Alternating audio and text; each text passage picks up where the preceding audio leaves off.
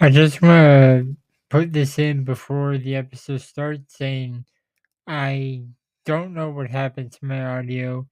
It was fine in the intro and for a little bit of the first topic, then all of a sudden it just sounds like I'm far away.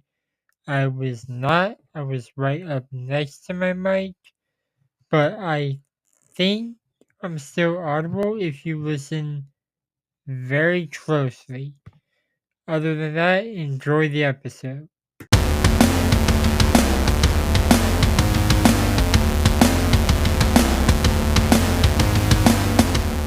At Odds is a podcast scheduled 3 rounds of discussion with a 20-minute time limit. Introducing first from a Zoom call in Columbia, South Carolina, Matthew, aka the Unbreakable Spirit, and his opponent from a Zoom call in Atlanta, Georgia, Daniel, aka the Executioner. Take it away, Matthew.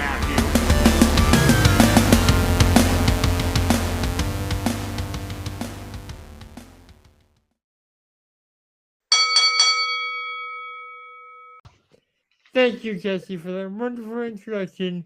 Happy New Year, everyone. This is the first episode of At Odds with the Unbreakable Spirit. And the Executioner, Daniel Travis. I need to turn my volume down, but yes, this is the first episode of the new year of 2024. Let's run through the topics. Topic number 1. Rock versus Roman at WrestleMania 40? Maybe? Hopefully? Oh, yeah. Number 2. Wrestlers stupidly announcing themselves for the Royal Rumble. Number 3. MJF is done with AEW. But first, Topic 1. alright, so yeah. So, The Rock teased on Monday Night Raw that he's probably going to fight Roman at Mania. Yeah. So, yeah, what happened is, for those of you people who have been living underneath the rock or don't have any internet, The Rock... Insert rim shot after he said Rock. yeah, returned. Well, first, there was, the WWE implement did it brilliantly. First, they had a former, technically Jinder is a former WWE champion, in case everyone forgot. Yeah, Wade Barrett reminded us of that. Yeah, and then we're like, don't get me wrong, Jinder had and I will say, Jinder's Mahal promo, although it was kind of random, did bring up some good points. Yeah. Just thought I'd mention that. But then The Rock. But then the second time in 5. Think about this. What timeline are we living in where The Rock makes a return one time random last year and not the first Raw this year? What the hell's going on? Yeah, like what a time to be a wrestling fan, dude. What a time. Seriously. First CM Punk makes his return. Now The Rock returns. Twice. But then in anyway, span of 1 year. No, 2 years. One last year, this time this year. What I mean by that is he returned last year, and then 5 months later, which is not even half a year, he returns again. 2 times, 1 year. Yeah, and then, The Rock, great promo, put a little respect on Iron Sheik, RIP, put a little respect in there, whooped Jinder Mahal's ass, then started talking about going OT. We're like, what the fuck? Where's he going with this? And then he's like, he's going to go to a bar. What? And he asked where he should sit in the bar. Should he sit at a booth? Should he sit at the bar? Or should he sit at the head of the table? Which got a, which is like, bruh. Which got arguably one of the biggest pops in recent memory to me. Yeah, yeah. Oh shit. Hello? Hello?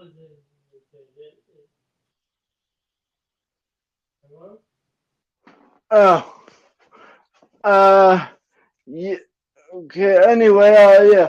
The Rock. Yeah. When The Rock said that is, I am wondering, and if they truly want to, because I've heard Roman Reigns, because with them deciding Roman Reigns number one contender this Friday, it would be absolutely insane is if you start off SmackDown New Year's Revolution with Roman Reigns in the ring, turning a promo, saying like, no, whatever city they're in, and he's like, acknowledge me. Then all of a sudden you hear, yes, like, I cannot imagine what the reaction would be when like you have Roman be like in the middle of cutting a promo, and then the Rock's music plays. Like the audience would lose their shit. Yeah, but you're jumping the gun. The number one contenders match is for the Royal Rumble. Right.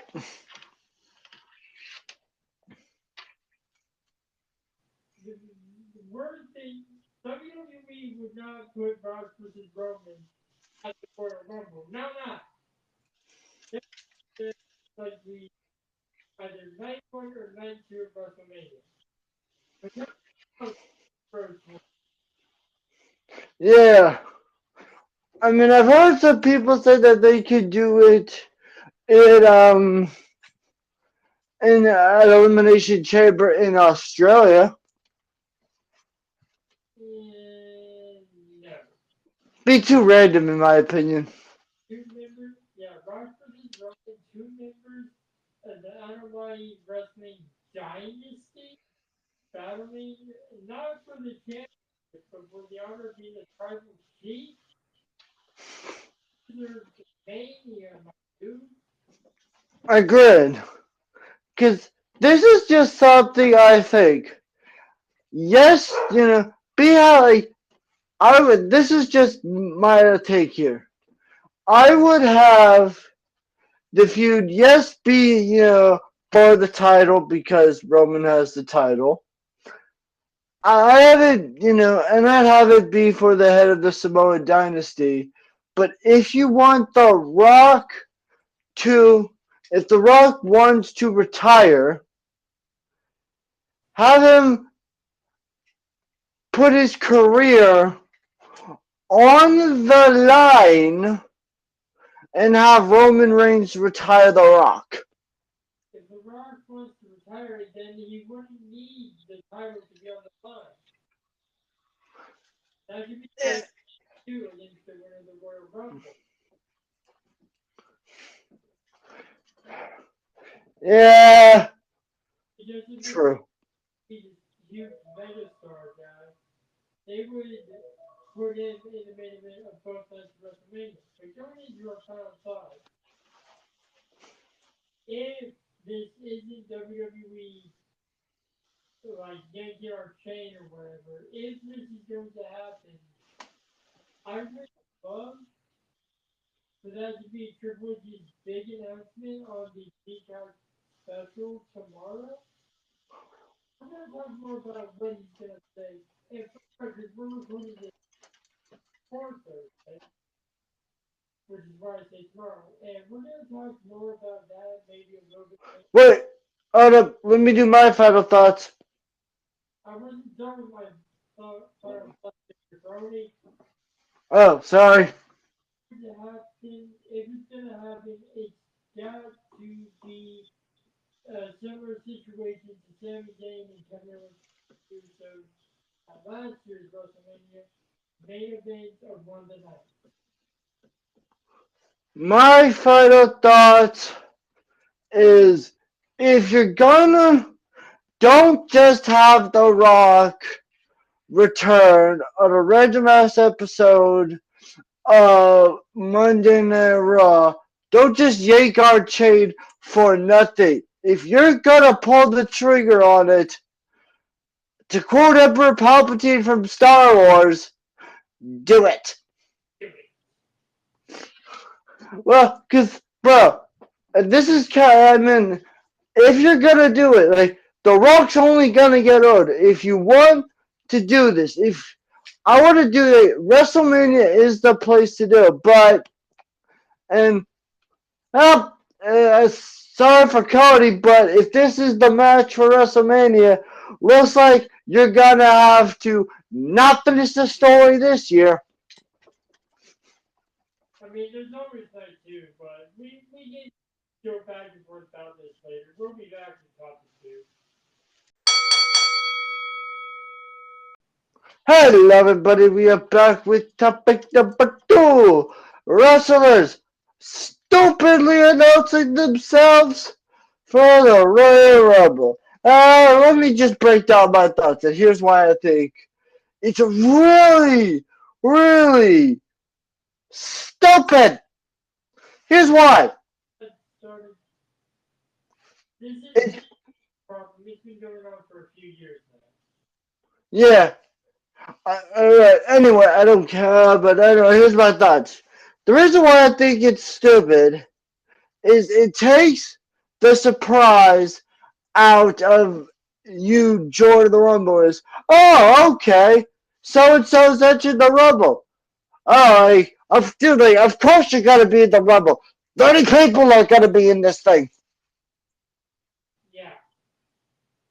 And, like, keep in mind, like, to use an example, a surprise entrant in one of the Royal Rumbles, really bad Royal Rumbles, maybe, was Ridge Holland. He didn't announce himself and people were surprised. But someone who I'm pretty sure announced they were in that Rumble was Cody, maybe? I think the person announced that year for Royal Rumble. Yeah, like think last year. Cody was out with an injury, but instead of making it a surprise return, they announced it ahead of time. Imagine if the countdown was happening to 30 and Cody had announced himself, then so from wrestling has more than one royal family. But if they had the room, it would have been blown off. Yeah, because look, in my honest opinion here, folks, I think the purpose of the Royal Rumble is we shouldn't. I don't like going into the Royal Rumble knowing, okay, here's who is in the Rumble, here's who we think could win the Rumble. I would rather going into the Royal Rumble not knowing who is any one of the participants. I would rather go and be surprised on every single number. Yeah. Instead of going and be like, oh right, he announced himself for the Rumble. The reason he picked 2 numbers in at random for the Royal Rumble is not because there are 30 participants, but so we can be surprised who we get.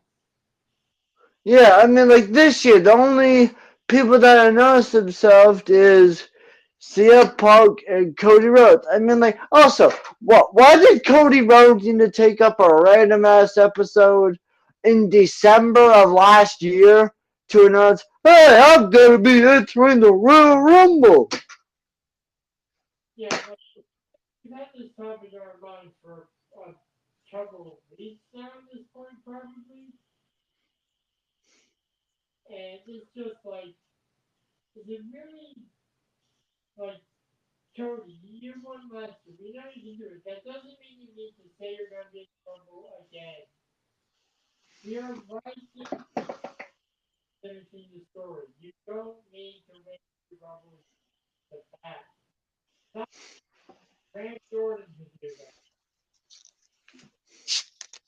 I mean, to be honest, like another example is if you're gonna have them, look, at least this year's yet, knock on wood, at least there hasn't really been. I know the only person that's announced themselves for the women's rumble is Bailey. Yeah, well, we have until the 26th of January, my birthday, back, for that to change. Yeah, true. But it's just also like if you're gonna have like if you another problem with people announcing themselves for the Rumble ahead of time is it, like I said, it takes the surprise out of it, but it's just like what's the point of like it takes the surprise out of the Rumble. That's the point. Yeah. Like, oh, like Stores and surprise return. And, well, and to get a WrestleMania. But that's just the reward. If you take the surprise factor out, why would people tune in? true. Like, it's, like, yeah, great. It's the start of the road to WrestleMania. Doesn't mean we have to be, because, like, yeah, the very destination. There are people that are going to,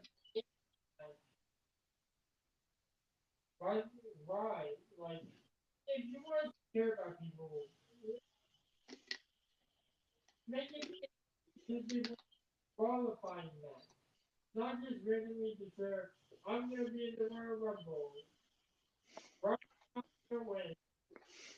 Yeah, and because when you say something about qualifying matches, I like because I know in the past they've done like qualifying matches for the Royal Rumble. I think that is also ridiculous. Yeah. Like, honestly, like, don't. I'll let you do your final thought first. My final thoughts is we don't need qualifying matches, or we don't need people to announce themselves. Because if you're gonna show up at the Royal Rumble, I would rather go in to the Royal Rumble. And I said this once already, this topic, because I need to drive this point home. I would rather tune in to the Rumble not knowing a single person of who got number one, who got number two, who got any of the numbers. I would rather go in being surprised by every single number versus know, oh, right, this person announced themselves. That's my thoughts. If my final thoughts are, don't announce anyone because that makes like, you don't even do qualifying matches for the Rumble because that would also take with the surprise. If you're gonna do qualifying matches to announce someone for something, save it for the elimination chamber. That is Yeah. some like a certified. Yeah. Last thing I thought I'd say is Royal Rumble doesn't need it, but Money in the Bank and Elimination Chamber do need qualified matches. Same with Iron Survivor. Just thought I'd put that out there. Yeah, those are three good examples of matches that deserve qualification matches. We'll be right back.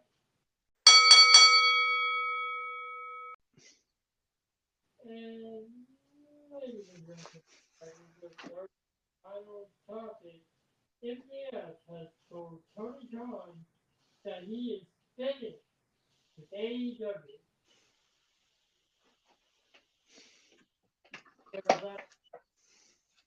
WWE made an offer to MJF. What do you think?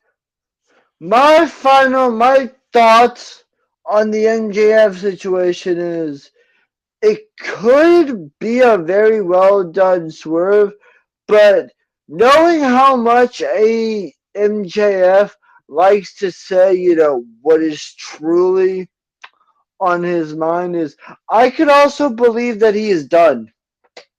I could believe that MJF has said, okay, I've done what I want to do here in a company that I've been a part of since day one. I want to go over to the WWE if they have made an offer to him and make a lot more money and be more well known.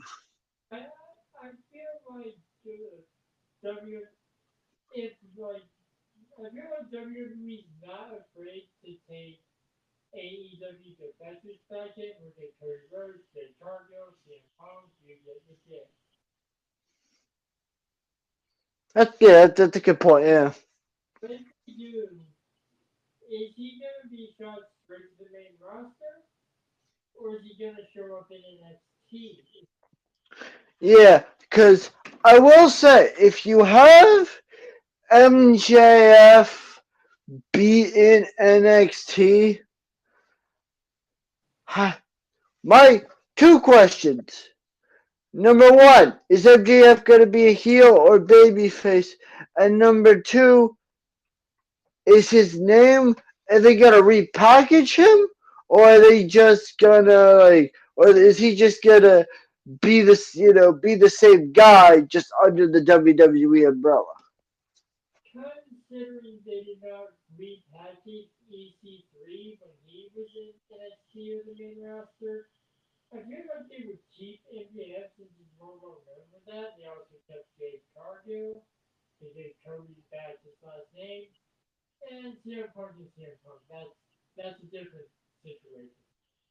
Yeah, my honor, because if, let's say MJF goes to NXT, I would want MJF to, because, and this is just might be a random take here, but it's just, NXT doesn't have, in my honest opinion here, a top, they don't really have a top villainous heel. Sure, they had Dominic Mysterio while he was on NXT, but they don't really have like a top heel. Yeah, they have a top, I'll be the draft out here with Bob Breaker. They have the guy who's a piece of trash, Baron Corbin. But other than that, they don't have any top like I'm gonna keep him in and you're gonna sit there and take it. Villain. Yeah, I mean, sure, there's Lexus King, but That's another AEW defense I forgot about. yeah, I mean, yeah, sure, Brian Pillman Jr. I mean, he's a vicious heel, but yeah, because here's the thing, I would have if you want MJF to go to NXT, fine, but I would just if he goes to WWE, fine. But if you do it, make him the guy that you boo because he's so good. MJF would be one of those heels that he'd be so good at hating you that you'll want to tune in to get the crap kicked out of him. Yeah. First thing you do if MJF goes to NXT, immediately turn him heel. Yeah. AEW as a babyface and it was bad. Yeah, because I heard that I watched an interview recently with MJF. He said is that he said when he retired that he would be Chris Jericho said that he would be a top babyface, but he said MJF said it's easier, it's a lot harder to get people to like to get it's a lot more difficult to get people like you, but it's a lot easier if you can just get them to hate you. Yeah.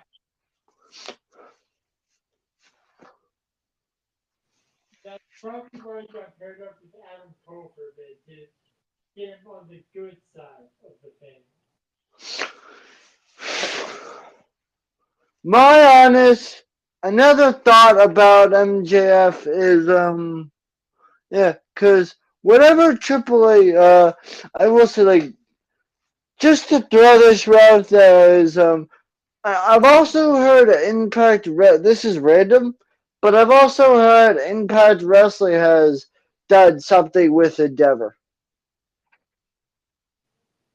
That's interesting. And keep in mind, later this month, you cannot call it Impact Wrestling anymore. Yeah, and hell,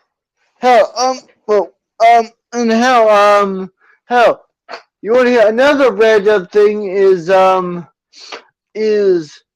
William Regal's son competed in a match in All Japan. Wait, Charles Dempsey or something? Yep. In all that we signed to NXT? Yep.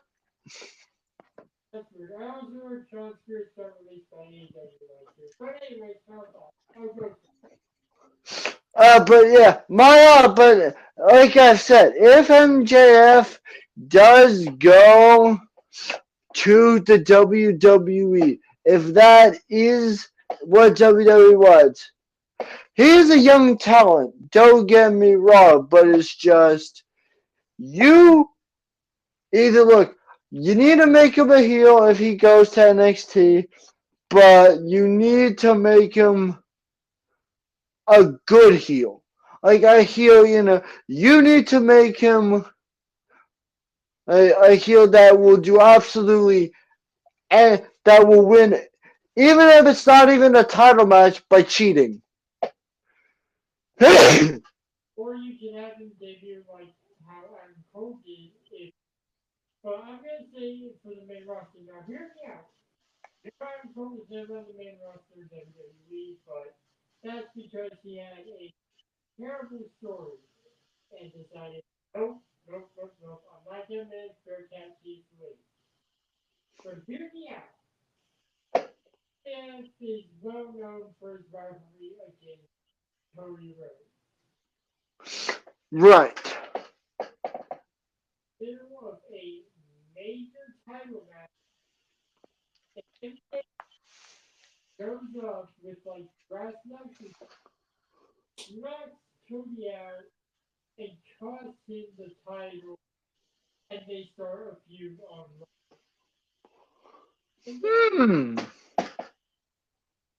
I'm not here for you marks. I'm here to make money and make sure people who the hell I am. Because I'm better than you, and you know it, and I'm going to prove it. Or of your top baby face who left his own money.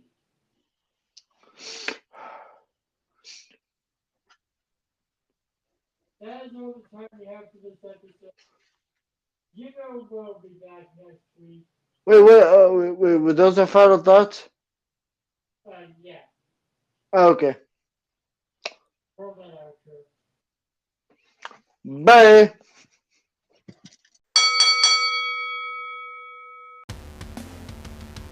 Thank you for listening to At Odds, hosted by the Unbreakable Spirit and the Executioner, edited by the Unbreakable Spirit. You can follow me on Twitter and Instagram at MTS_life_0126. You can follow me on Instagram at DanTravis121, and you can also follow me on the Twitter at DanTheExecutioner21.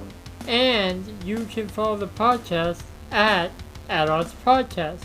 We'll be back next week with more debates and discussions. But until then, the Executioner and the Unbreakable Spirit will still be at odds. Thank you, losers.